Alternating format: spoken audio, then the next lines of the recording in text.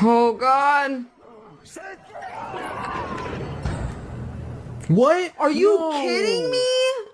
여기 한국에서 만든 드라마는 다 짝퉁 아니냐며 근거 없는 소문을 퍼뜨리는 대학생이 있습니다. 그 학생의 코를 납작하게 만들어버린 한국계 이탈리아인 여대생이 있다고 하는데요. 그녀는 어떻게 다혈질인 이탈리아 남학생을 꼼짝 못하게 만든 것일까요? 오늘의 사연을 소개합니다. 안녕하세요. 저는 이탈리아 피렌체로 이민 온 부모님으로 인해 이곳 이탈리아에서 태어난 아리아나 조라고 합니다. 국적은 이탈리아지만 저희 집에서는 모든 것이 한국화되어 있기 때문에 한국인이나 다름없습니다.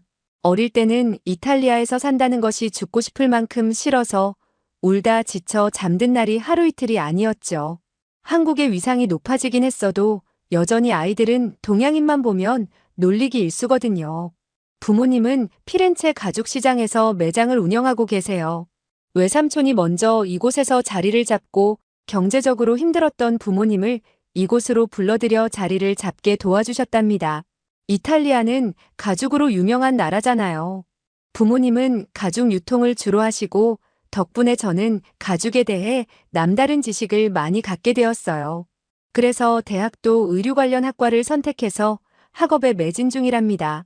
제가 이렇게 사연을 보낸 이유는 얼마 전 한국의 오징어 게임 시즌2의 감독과 배우들이 예고편 공개를 이탈리아에서 가장 먼저 하면서 그야말로 난리가 났었거든요. 루카 코믹스 앤 게임스라는 행사에서 홍보활동을 시작해 그 일대가 마비가 될 정도로 많은 인파가 몰렸었어요. 저는 이렇게 한국의 드라마나 영화, K-팝의 흥행을 볼 때면 마음속에 뭔가가 차오르면서 울컥해진답니다. 한국인의 피가 흐른다는 걸 부정할 수 없는 것 같아요. 저도 그 행사장에 갔었는데 오징어 게임 세트장을 옮겨놓은 듯한 느낌의 인테리어로 꾸며져 있었고 그곳에서 예고편이 공개되었습니다. 저를 포함한 팬들은 환호와 박수를 보냈고 그 반응은 정말 대단했어요. 이탈리아가 첫 번째 홍보 나라로 선택되었다는 것에 모두들 행복해했고 팬들과의 소통하는 시간도 가졌습니다. 오징어 게임 감독님은 루카라는 지역이 유명한 이탈리아의 자랑인 작곡가 푸치니가 태어난 곳이라는 것을 언급하면서 오징어 게임 2에도 푸치니의 곡이 나온다는 깜짝 발언을 하셨어요. 그 말에 이탈리아인들은 더욱더 열광하였습니다. 그 말을 들으니 저도 한국과 이탈리아의 어떤 연결고리라도 찾은 양 기쁨의 환호를 보냈죠. 다음 날 학교에서도 다들 오징어 게임에 대한 소재로 대화를 나누고 있었어요. 유난히 다혈질인 안토니오는 뭘 그렇게 수준 떨어지는 한국 드라마에 열광을 하고 난리냐면서 친구들의 대화에 찬물을 확 끼얹었어요. 제가 어릴 때부터 이런 친구들을 보면 그냥 무시하는 것이 상책이라는 것을 깨달았기 때문에 더 이상의 대꾸는 하지 않았고 한국의 드라마가 얼마나 인기가 많고 대단한지 여러 가지 작품의 시청률과 작품성 등을 안토니오에게도 들릴 만큼 목소리를 높여 친구들에게 이야기를 했어요. 안토니오는 더 이상의 반박을 하지 못하더라고요. 사실 최근 들어 한국의 K-팝이나 드라마가 이곳 유럽에서 엄청난 인기를 끌고 있어요. 사실 오징어 게임 시즌1은 넷플릭스 역대 드라마 시청률 1위를 기록했고 지금까지도 전 세계 사람들이 가장 많이 관람한 OTT 오리지널 작품으로 남아있어요. 영어권 작품들을 모두 포함한다고 해도 웬즈데이와 누적 5억 시간가량의 차이가 나는 걸 보면 오징어 게임이 전 세계적으로 얼마나 많은 사랑을 받은 것인지 다시 한번 알 수 있는 대목이기도 합니다. 이 기록은 깨지기 쉽지 않을 만큼 대단한 거고 더 스케일이 커진 시즌2는 더 큰 성공을 할 수도 있습니다. 저는 드라마의 가장 중요한 점은 배우보다는 내용이라는 생각을 하고 있는데요. 각자의 이유로 급하게 돈이 필요했던 수백 명의 사람들이 몇백억이라는 거액이 걸린 게임에 초대받아 도착하게 되고 게임의 진행 중 도중 탈락자가 죽음에 처하는 모습을 직접 목격하면서 최후의 1인이 되기 위해 고군분투하는 내용입니다. 서로를 죽일 수밖에 없는 상황에서 복잡 미묘한 감정의 표현을 배우들이 너무 잘 해주었고 신선한 소재로 인해서 많은 사람들이 오징어 게임이라는 드라마의 매력을 느끼고 있는 것 같아요. 저의 부모님이 한국인이다 보니 친구들은 오징어 게임에 나온 한국의 놀이문화에 대해서 저에게 질문을 많이 했었는데 드라마에서는 잔인한 죽음이 소재가 되다 보니 친구들이 오해하고 있는 것 같아서 제가 직접 놀이를 설명해주기도 했어요. 무궁화꽃이 피었습니다는 친구들이 정말 좋아했던 놀이였어요. 움직이면 안 되는데 자꾸 움직여서 다 같이 배꼽을 잡고 웃었던 기억도 있고 공기놀이는 친구들이 가장 좋아했던 놀이입니다. 요즘은 아마존 온라인 쇼핑몰에서 못 구하는 게 없기 때문에 각자 자신의 공기를 준비해서 많이 게임을 했었어요. 저는 어릴 때부터 엄마와 같이 했었기 때문에 잘하는 편이지만 친구들은 일단부터 많이 힘들어했어요. 작은 5개의 돌을 가지고 자유자재로 잡는 저를 보면 친구들은 감탄을 하면서 본답니다. 제 생각에 제가 손을 잘 쓰는 이유는 젓가락질로 단련됐기 때문이라고 생각하는데요. 어릴 때 부모님이 젓가락질을 엄청 연습을 시키셨거든요. 콩 옮기기를 하면서 연습하고 처음에 잘 배워둬야 한다면서 완벽하게 젓가락질을 할 때까지 연습했었어요. 노력한 끝에 열흘 만에 마스터를 하게 됐죠.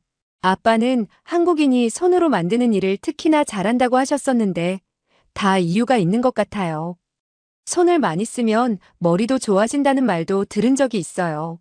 그래서 그런지 이런 말 하기에는 좀 부끄럽지만 저는 학교 성적도 늘 우수했습니다. 동양인이라고 친구들에게 무시를 당할 때도 성적이 우수한 저를 보고는 태도를 바꾸는 친구들도 있었으니까요. 오징어 게임 시즌2에는 어떤 게임들이 나올지 정말 기대가 되는데요. 예고 영상만 봤을 때는 학교 운동장이 배경이 되는 걸로 보이는데 아빠의 말로는 운동회를 모티브로 하는 게 아닌지 예상한다고 하셨어요. 아빠, 운동회가 뭐예요? 한국의 학교에서는 가을이 되면 운동회라는 것을 했단다. 청팀과 백팀으로 나눠서 여러 가지 게임을 하면서 점수를 매기고 이긴 팀에게는 소정의 선물도 줬었지. 아빠가 어릴 때 운동회는 오전 오후 하루 종일 했었는데 중간에 점심시간이 정말 행복한 시간이었지. 그날은 가족들이 모두 학교에 와서 축제를 즐기는 날이기도 했거든. 할머니가 김밥과 사이다, 삶은 계란, 과일, 과자 등을 준비해 주셨고 그날은 그동안 먹지 못했던 맛있는 음식을 한꺼번에 먹을 수 있는 날이기도 했어. 할머니가 싸준 김밥은 정말 맛있었는데 더운 날씨 때문에 약간의 식초를 넣어서 만들어 주셨는데 아빠는 아직도 새콤한 그때의 김밥이 그립단다. 삶은 계란과 사이다는 정말 환상적인 맛이었지. 지금 그렇게 먹으면 이상하게도 옛날처럼 맛있지가 않아. 그땐 그게 얼마나 맛있던지 나중에 어른이 되면 매일 삶은 계란을 먹어야겠다는 다짐을 할 정도로 아빠는 그 조합을 좋아했단다. 아빠, 그때 운동회에서 기억에 남는 게임이 있어요?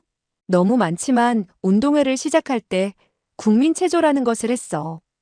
그때는 그 준비체조가 그렇게 하기 싫었는데 그 국민체조가 가장 기억에 남네. 그리고 학부모 달리기 대회를 했었는데 엄마 아빠들이 나와서 달리기를 했는데 넘어지는 엄마 아빠들이 정말 많았어. 20년 넘게 달리기를 안 하다가 하니까 당연히 넘어지지. 넘어지는 사람은 아프고 부끄럽겠지만 그걸 보는 사람은 박장대소를 하면서 즐거워했지.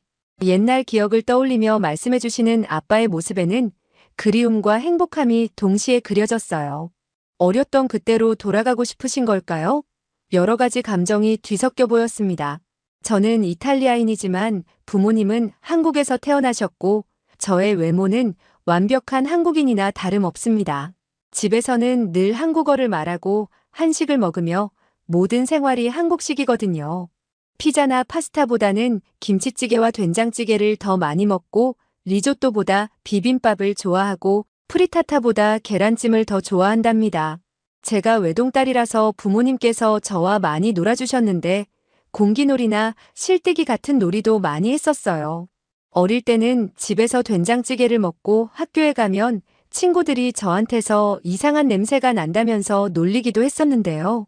그때는 창피하게 느껴졌지만 그렇다고 맛있는 된장찌개를 포기할 수도 없는 일이잖아요. 엄마는 식구들에게 늘 한국의 정서가 들어간 음식을 많이 해주셨는데 피자도 이탈리아식이 아닌 불고기를 얹어서 해주셨고 피클을 곁들이는 게 아닌 김치를 곁들여 주셨어요. 고구마를 쪄서 김치를 올려 먹으면 맛있다는 것도 엄마가 가르쳐 주신 거였죠. 크림 파스타도 김치를 잘게 썰어서 느끼하지 않게 해주셨고, 친구들도 저희 집에 와서 처음 맛본 김치 파스타는 처음에 이상하다면서 안 먹으려고 하더니 아삭하게 씹히는 김치의 맛에 빠져버려 2접시씩 먹게 되었다죠. 제가 오징어 게임이라는 드라마를 더 좋아하게 된 이유는 중간중간 한국의 놀이문화가 들어있기 때문이었어요. 예전 시즌에 나왔던 달고나는 그 시기에 얼마나 많이 해먹었는지 모른답니다. 엄마 아빠도 어릴 때 많이 먹었다는 말씀을 하시면서 달고나 만들기 세트를 구입해서 만들어 먹었어요. 엄마 아빠는 어릴 때 학교 앞에 달고나 뽑기를 파는 아저씨가 늘 계셨는데 학교 수업을 마치고 매일 뽑기를 하다가 할머니에게 혼났다는 말씀을 해주시기도 했습니다. 엄마 아빠도 옛날 추억을 소환할 수 있는 포인트가 있는 오징어 게임 드라마를 진짜 좋아하신답니다. 엄마 아빠의 매장에는 작은 태극기가 매장의 한 공간에 걸려 있는데 그분들은 늘 한국인이라는 것을 잊지 않기 위해서 그리고 오는 손님들에게 한국인이라는 것을 표현하고 싶어 하셨어요. 두 분은 예전에 비해 한국에 대한 사람들의 인식이 많이 바뀐 것을 느낀다고 하셨습니다. 예전에는 한국이 그저 동양의 작은 나라라고 인식하는 게 다였지만 평창 올림픽이 열린 후부터는 확실히 한국의 이미지가 좋아졌어요. 한 번씩 엄마 아빠가 약 30년 전 이곳 이탈리아에 처음 오셨을 때를 이야기해 주실 때가 있는데 그때는 한국을 알긴 알지만 잘 모르는 사람도 많았다고 합니다. 엄마 아빠가 이탈리아로 오신 다음 한국에는 IMF 사태가 있었는데 그 일로 더욱 인식이 좋지 않았다고 해요. 저는 5년에 한 번 정도는 부모님과 한국을 들어가는데 바로 할머니, 할아버지를 찾아뵙기 위해서랍니다. 조부모님은 한국의 부산에 살고 계시는데 해수욕장으로 유명한 해운대에 살고 계세요. 해운대 해수욕장은 외국인도 많이 관광 오는 유명한 곳이라고 했어요. 이탈리아도 경치가 좋은 명소가 많이 있지만 부산은 더 멋진 곳이 많아요. 해동 용궁사라는 절은 바닷가 바로 앞에 지어진 절이었는데 넓은 바다를 코앞에서 볼 수가 있고 바위에 파도가 부딪히는 소리를 들으면서 힐링할 수 있는 멋진 곳이었어요.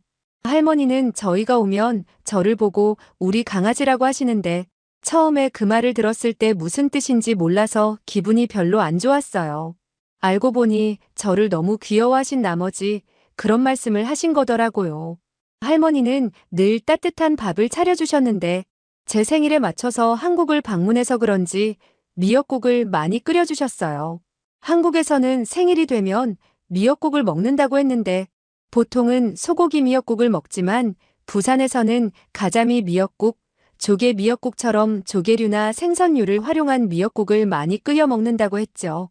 저는 할머니가 해주신 음식이라면 솔직히 다 맛있었어요. 그래서 엄마도 요리를 잘 하시나 봐요. 한 번은 한국의 큰 명절인 설날을 한국에서 보낸 적이 있는데 떡국을 처음 먹어본 날이었습니다.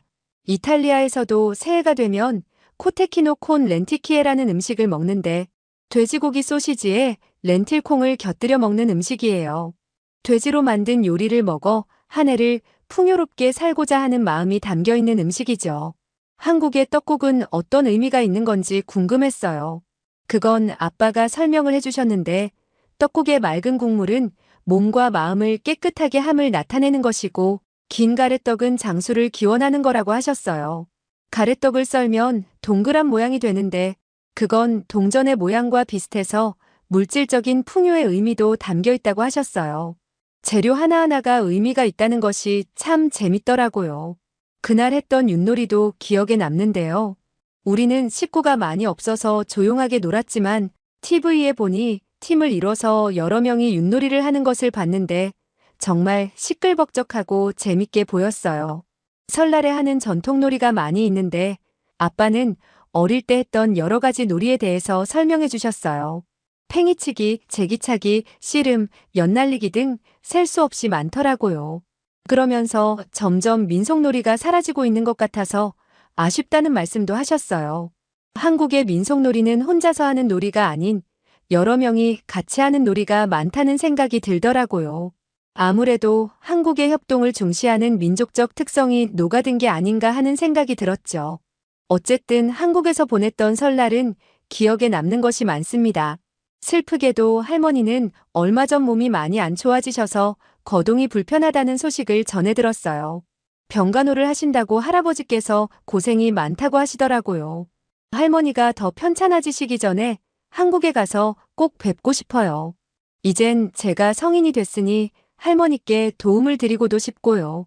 얼른 학교 졸업하고 경제활동을 해서 할머니 병원비도 도움을 드리고 싶어요. 사실 저는 어릴 때부터 용돈을 조금씩 모아 돼지 저금통에 저금하고 있답니다. 정말 습관이라는 게 무서운 것 같아요. 오징어 게임에서 돼지 저금통이 나와서 얼마나 반가웠는지 몰라요.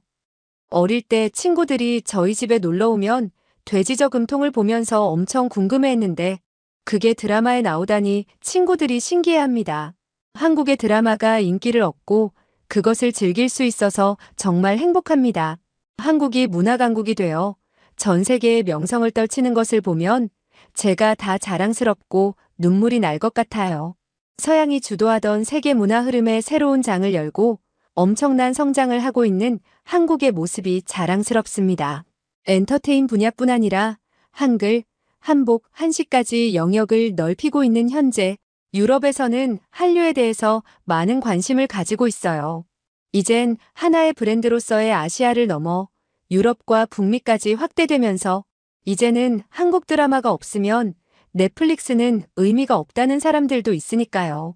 저에게 바람이 있다면 한복이나 판소리와 같은 전통 문화도 많이 알려졌으면 좋겠다는 생각이 들었어요. 한국의 정서를 잘 나타낼 수 있는 분야라고 생각되거든요.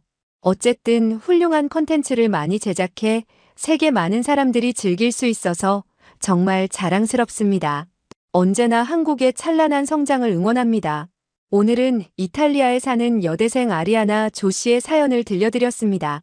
부모님이 한국인이라서 정말 한국인처럼 살고 있는 모습이 참 인상적이었는데요. 다가오는 연말 잘 보내시고 한국에 오시면 또 사연 보내주세요. 오늘도 끝까지 들어주셔서 감사드리고 구독과 좋아요 부탁드립니다. 이상 미연이의 공감 튜브였습니다. 빨리 와. Hi, Miss Kim. 안녕하세요. 안녕하세요. 네, 감사합니다. 야, 질문 있어. 야, 얘한테 두고 뭐 하는 거야? 안녕. 여기 앉아. My name is Daniel. 야, 집중해. 나이지리아까지 한글에 열광한다고?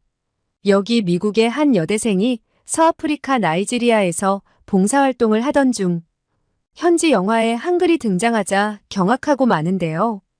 그녀는 이러다 한글이 세계 공용어가 되는 것이 아니냐며 믿을 수 없다는 반응입니다. 대체 나이지리아 영화에 왜 한글이 등장한 건지 오늘의 사연을 들어보시죠. 안녕하세요. 저는 24살 루시아라고 합니다. 예일대에 다니고 있죠. 평소 세계 기하와 빈곤 문제에 관심이 많던 저는 방학을 이용해 교수님들과 봉사 모임 학생들과 함께 봉사활동을 다녀오게 되었어요. 최근 나이지리아에는 빈곤 문제가 심각한데 북동부주에서만 약 200만 명의 어린이들이 극심한 영양실조 위험에 노출되어 있습니다. WFP에서는 취약계층에 식량과 영양 지원, 현금 지급 등 다양한 지원을 하고 있지만 사람의 손길이 필요한 곳도 많이 있어요. 제가 할 수 있는 일이라고 해봐야 허드렛 일을 하는 것일 뿐인데 저의 작은 손길도 감사해야 하는 현지분들에게 오히려 더 많은 도움을 드리지 못해서 죄송한 마음이었죠. 봉사활동 마지막 날 숙소에서 쉬던 중 TV에서 독특한 드라마를 보게 되었어요. 분명 나이지리아 사람인데 한글로 대화를 하는 겁니다. 함께 숙소에 있던 사람들은 모두 TV 앞에 모여 이 드라마를 보았어요. 하이틴 로맨스였는데 아버지가 한국인인 여학생이 학교에서 인기 많은 남학생과 사랑을 하게 되는 그런 내용이었죠. 내용은 유치하지만 아프리카인들이 한국어를 대화로 연출하는 모습이 너무나 인상적이었습니다. 한국이 문화 강국인 건 알았지만 이곳 아프리카까지 위상을 떨치고 있을 줄은 꿈에도 몰랐답니다. 같이 드라마를 보던 메리는 한국 드라마와 K-팝에 푹 빠져있는 친구인데 한글을 여기서 들을 수 있다니 너무 기쁘다면서 박수를 치고 환호를 하더군요. 그녀는 드라마에 나오는 모든 대사를 다 알아들어서 우리에게 어떤 뜻인지 설명까지 해주었어요. 뜻을 알고 드라마를 보니 배우들의 연기가 어색하긴 해도 정말 재밌었어요. 그동안의 봉사활동의 피로감이 풀리는 듯한 느낌이었답니다. 이 드라마로 인해서 우리 팀은 한국에 대한 이야깃거리를 서로 하기 시작했어요. 메리가 가장 한국에 대한 많은 것들을 알고 있었는데 그녀는 한국에 정말 가보고 싶다면서 거의 울먹이더라고요. 그녀는 넷플릭스에서 방영하는 모든 한국 드라마를 챙겨보고 한국 가수들의 이름을 다 외우고 있을 만큼 한국을 사랑했거든요. 얼마 전 방영되었던 흑백 요리사를 보면서 한식에 대한 궁금증도 커졌다는 그녀는 우리에게 끊임없는 한국 자랑을 하며 말을 했어요. 난 어릴 때부터 K-팝을 들으면서 자랐어. 난 솔직히 그 어떤 나라보다 한국의 음악이 훌륭하다는 생각이 들어. 그 멜로디도 멋지지만 가사의 뜻이 정말 감동적이거든. 한글은 알면 알수록 어렵지만 계속해서 배우고 싶어. 우리 삼촌이 한국에 출장을 몇 번 갔다 오셨는데 한국에서 드셨던 한식이나 한국의 유명한 명소에 다녀오신 이야기를 해주실 때면 정말 가보고 싶어. 미국에서 한국까지 비행기 값도 엄청 비싸서 부모님이 쉽게 허락해 주시지를 않아서 아직 못 가봤지만 내년에는 꼭 돈을 모아서 한국에 여행 갈 거야. 너희들 한국 남자가 얼마나 잘생겼는지 모르지? 드라마에 나오는 배우들만 잘생긴 게 아니야. 한국 남자들은 매너도 좋다고 하던데 한국 남자랑 연애해보고 싶다. 메리의 재밌는 이야기에 푹 빠져서 듣고 있다가 문득 얼마 전 엄마의 졸업 선물로 뭘 받고 싶냐고 물으셨던 게 생각났어요. 저는 이번에 돌아가면 졸업 선물로 한국 여행을 보내달라고 하려고 결심했습니다. 며칠 후 엄마에게 한국 여행 이야기를 꺼내자 엄마는 깜짝 놀라며 한국은 위험해서 안 된다고 했어요. 루시아, 한국이 음악이나 드라마로 유명해진 건 맞지만 여전히 치안이 좋지 않은 후진국이야. 범죄가 난무하는 곳이라고. 그렇게 위험한 곳에 혼자 가게 둘 수는 없어. 엄마, 그게 무슨 말씀이에요? 한국이 위험하다니요? 친구들이 한국은 안전하다고 했어요. 아니란다. 엄마 회사 동료에게 들었는데 여전히 한국은 개발도상국으로 불안전한 나라야. 거리에는 거지들이 넘쳐나고 가방이며 핸드폰도 다 도둑 맞을 게 분명해. 엄마 동료분은 한국에 가보고 하는 말이에요? 그건 모르겠지만 한국과 가까운 나라 중국에서 온 동료의 말에 따르면 그렇다고 하더구나. 차라리 중국이나 일본을 가보는 건 어떠니? 저는 정말 실망했어요. 한국이 위험한 나라라니, 한국 드라마에 나오는 그 멋진 배경이 모두 거짓이라니 믿을 수가 없었죠. 저는 문득 메리의 삼촌이 한국에 다녀오셨다는 말이 생각이 났어요. 한국을 다녀온 사람의 말을 듣는 게 가장 정확할 거라는 생각이 들었거든요. 메리에게 바로 전화를 했죠. 메리, 너희 삼촌이 한국에 여러 번 다녀오셨었다고 했잖아. 정말 한국이 치안이 좋지 않고 위험한 나라인지 확인하고 싶어서 전화했어. 졸업여행으로 한국에 보내달라고 엄마한테 말했다가 혼났거든. 뭐라고? 한국이 위험하다고? 우리 삼촌 말로는 한국은 정말 안전한 나라라고 했어. 카페에 핸드폰을 두고 와도 아무도 가져가지 않는다고 하던데? 그래? 그럼 너희 삼촌하고 우리 엄마가 통화를 한번 할 수 있게 해줄 수 있어? 엄마는 한국은 위험하다고 절대 안 된다고 해서 말이지. 알았어. 우리 삼촌 전화번호를 알려줄 테니까 통화해봐. 그나저나 정말 부럽다. 한국에 여행을 가다니 진짜 부럽다. 메리와의 통화를 끝내고 저는 메리의 삼촌과 엄마가 통화를 할 수 있도록 해드렸어요. 통화를 끝낸 엄마는 여전히 미심쩍은 표정을 지으셨지만 제 나이가 더 이상 어리지 않고 친구들과 함께 가는 거라면 허락을 해주겠다는 말씀을 하셨죠. 저는 부랴부랴 같은과 친구들부터 해서 한국어 동아리 학생들까지 찾아가서 한국 여행을 같이 갈 친구들을 찾아 나섰어요. 모두들 가고 싶어 했지만 개인적인 일정과 부담스러운 비용 때문에 쉽게 결정하지 못하는 눈치였죠. 며칠 후 두 명의 친구 제니와 줄리가 같이 갈 수 있다는 말을 했어요. 너무 기뻐서 비명을 지를 뻔했지 뭐예요. 우리는 급하게 비행기표를 예약하고 한국으로 떠나게 되었습니다. 한국으로 떠나기 며칠 전부터 저는 한국에 대한 정보를 열심히 찾아보았어요. 저는 한국의 모든 것에 관심이 있었지만 한글에 가장 관심이 많았어요. 한글을 구사하는 메리를 볼 때면 언제나 부러웠거든요. 한글은 오랜 역사를 두고 점차 진화해온 다른 문자들과는 달리 발명된 문자였죠. 세종대왕이 읽고 쓰지 못하는 백성을 위해서 쉽게 익힐 수 있는 문자로 한글을 만들었다고 했거든요. 한글이 만들어지기 전에는 한자를 사용했는데 한자의 획이 너무 복잡하고 글자의 개수가 많다 보니 많은 불편을 겪었다고 합니다. 이러한 백성들의 상황을 안타깝게 생각한 세종대왕은 말하고 싶은 바가 있어도 생각을 표현할 수 없는 백성을 가엾게 여겨 누구나 쉽게 배우고 쓸 수 있는 한글을 창제하게 되었다고 합니다. 이렇게 한 나라의 국민을 이토록 사랑했던 왕이 어디 있었을까 싶네요. 누군가는 하루만 공부하면 한글을 쓸 수 있다고 할 정도로 처음 익히기에 매우 쉬운 문자라고 하였어요. 한글이 만들어진 원리를 알아보면서 정말 세종대왕은 천재인가 라는 생각이 들었어요. 어떻게 이렇게 과학적인 글자를 만들어낼 수 있는지 놀라울 뿐이었죠. 유네스코가 1997년 한글을 세계문화유산으로 지정한 건 너무나 당연한 일이라는 생각이 들었습니다.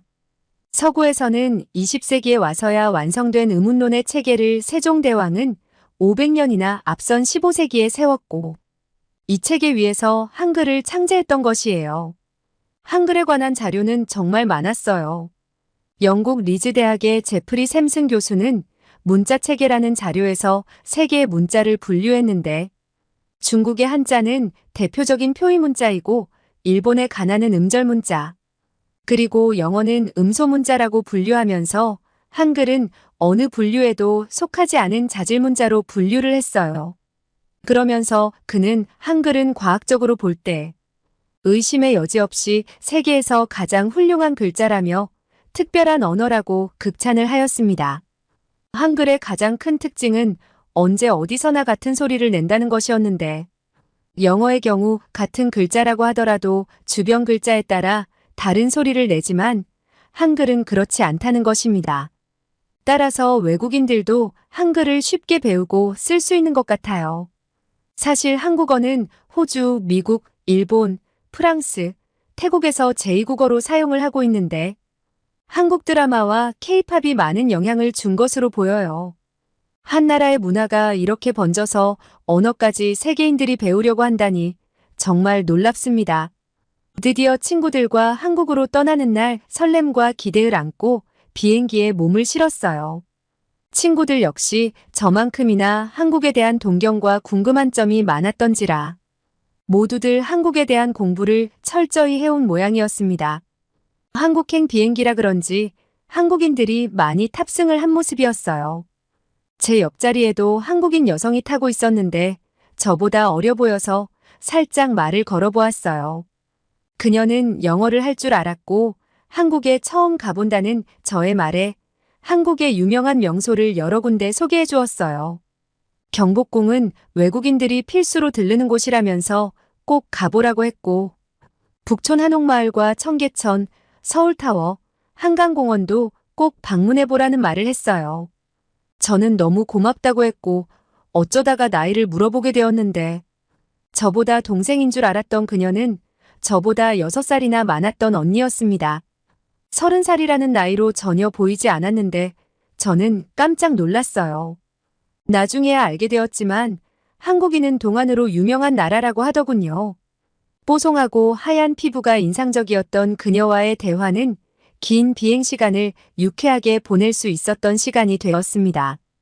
우리는 인천국제공항에 도착했습니다. 매우 큰 규모에 놀라기도 했지만 엄청난 사람들이 공항을 채우고 있는 모습에 압도당했어요. 미국의 공항만큼이나 바빠 보이는 공항이었고 외국인이 정말 많았답니다.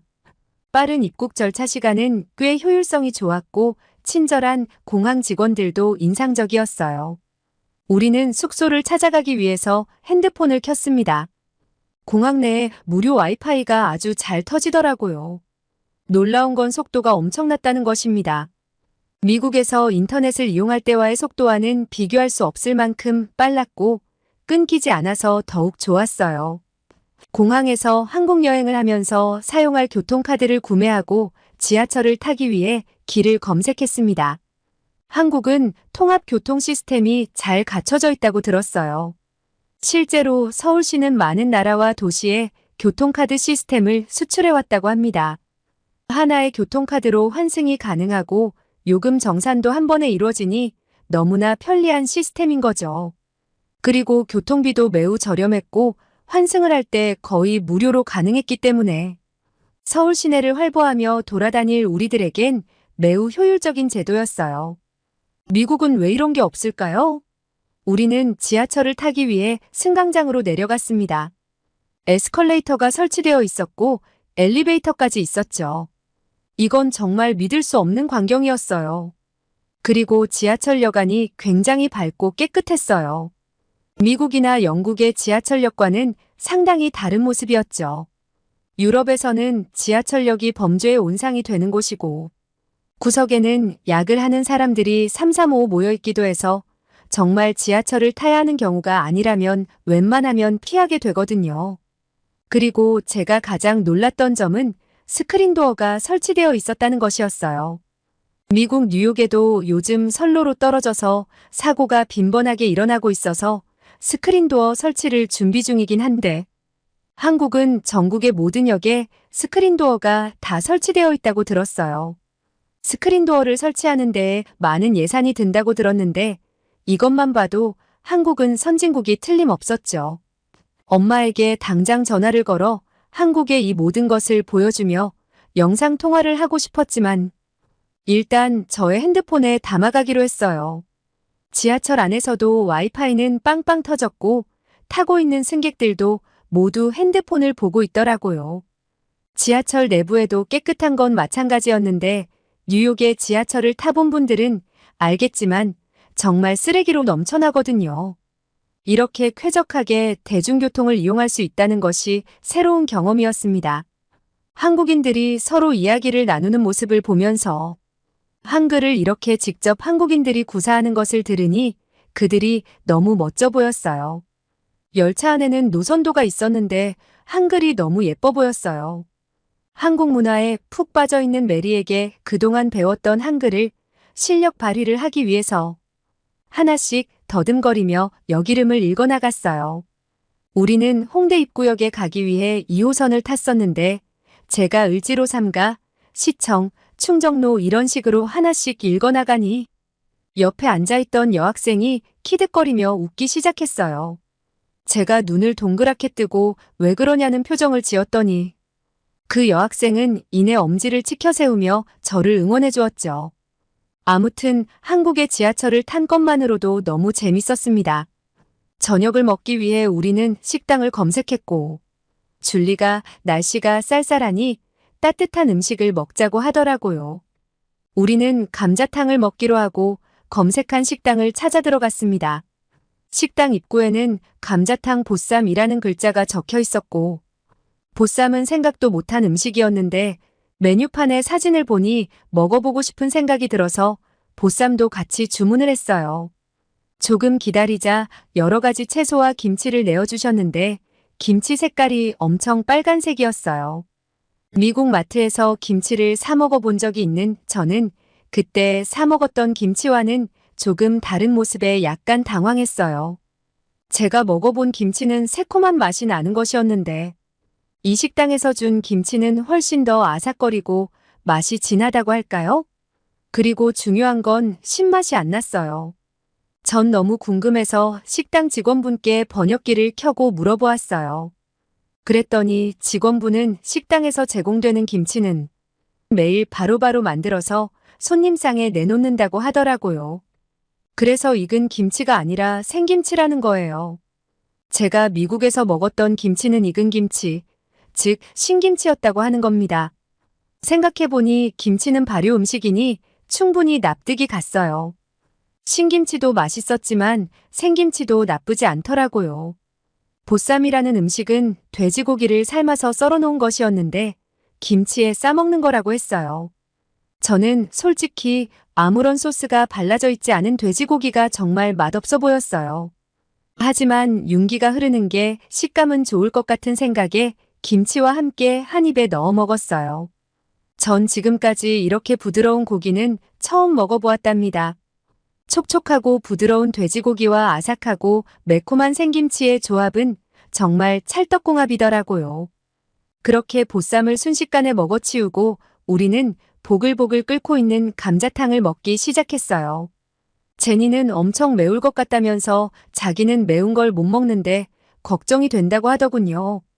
감자탕은 뼈고기와 깻잎, 버섯, 감자 그리고 여러 가지 채소가 들어가 있는 국물 요리였는데요. 각자 앞접시에 뼈고기를 하나씩 덜어서 발라먹고 국물을 떠서 먹어보았어요. 매워 보였던 것과는 다르게 고소하고 진한 고기 육수 맛이 났어요. 이것도 돼지고기라고 했는데 정말 부드러웠어요.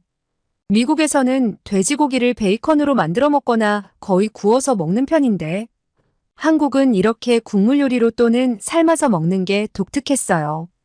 같은 식재료인데 어쩜 이렇게 먹을 생각을 다 했는지 신기할 정도였죠. 조금 늦은 저녁 식사를 마치고 숙소로 들어가는 길은 늦은 시간이었지만 전혀 위험해 보이지 않았고 젊은 사람들이 북적이는 생동감 넘치는 거리였어요. 잘생긴 한국 남자와 아름다운 한국 여성이 거리를 활보하고 있었죠. 드라마에서 보던 배우처럼 정말 외모가 출중한 사람들이었어요. 숙소에 도착해 짐을 풀고 한국에서 처음으로 TV를 켜보았습니다. 채널이 엄청 많았고 한국에서는 어떤 일들이 일어나고 있는지 궁금한 마음에 뉴스를 보았어요. 뉴스에서는 속보를 전하고 있었는데 한국에서 노벨 문학상 수상자가 나왔다는 소식이었죠. 한국에서는 두 번째 노벨상 수상자가 되었고 전 세계적으로 여성이 수상을 한 것은 18번째라고 하더라고요. 아시아 여성으로는 최초라고 합니다. 한국이 문화강국이라는 건 알았지만 이것으로 그 누구도 반박할 수 없는 사실이 되었습니다. 이분의 소설을 저도 읽어보고 싶다는 생각이 들었어요. 번역본을 읽겠지만 나중에 한글을 다 익히게 되면 꼭 한글로 된 온전한 책을 읽어보고 싶어요. 친구들과 오늘 하루를 마무리하면서 잠이 들 때까지 한국 음식, K-팝, 드라마에 대한 이야기를 했답니다. 우리는 내일부터 한국행 비행기에서 만났던 언니의 조언대로 청계천과 경복궁을 가볼 생각이에요. 그리고 맛있고 종류도 많은 한식을 검색해서 먹을 거고요. 한국 바베큐 삼겹살은 꼭 먹어볼 거예요. 앞으로 열흘간 한국을 여행하면서 또 사연 보내겠습니다. 한국 여행을 무사히 마무리할 수 있게 응원해주세요. 오늘 미국 여대생 루시아 씨의 사연 어떻게 들으셨나요? 나이지리아에서 봉사활동까지 하시고 정말 배울 점이 많은 학생이라는 생각이 드는데요. 그곳에서 한국어 드라마를 보셨다니 정말 놀랍습니다. 이젠 한국어가 뻗치지 않은 곳을 찾는 것이 더 힘들 것 같군요. 한국인이라는 것이 정말 자랑스럽습니다. 한국 여행 중인 루시아 씨에게 맛있는 맛집 소개도 댓글로 부탁드려요. 오늘도 끝까지 들어주셔서 감사드리고 구독과 좋아요 부탁드립니다. 이상 미연이의 공감 튜브였습니다.